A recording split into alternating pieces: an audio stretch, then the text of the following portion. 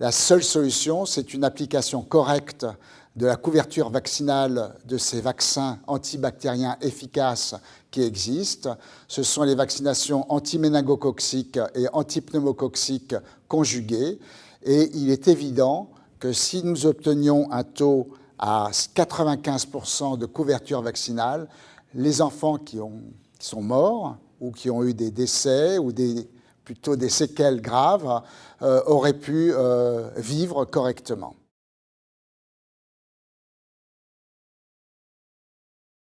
Alors les différents messages qui ont été passés, c'était d'une part la nécessité pour l'instant de cette obligation vaccinale, car nous avions des urgences vraiment importantes épidémiologiques à prendre en charge, et hélas, il n'y avait pas d'autre solution que cette obligation vaccinale pour obtenir une couverture vaccinale correcte et assurer la protection de ces enfants, notamment vis-à-vis de ces infections invasives bactériennes.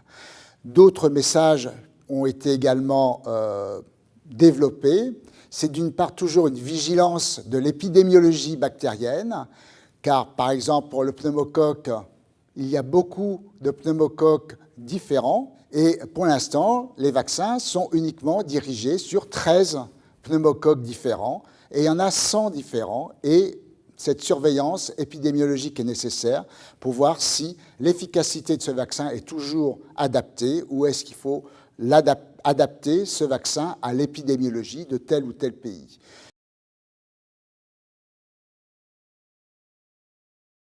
Pour l'instant, c'est la vaccination contre le méningocoque C, mais ce n'est pas le plus fréquent chez l'enfant, et notamment pas le plus fréquent chez les nourrissons.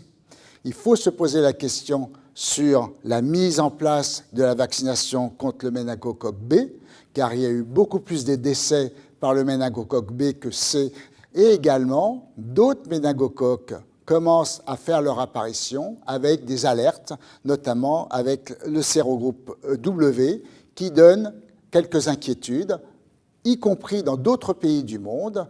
Et là également, il existe un vaccin efficace contre ces sérogroupes.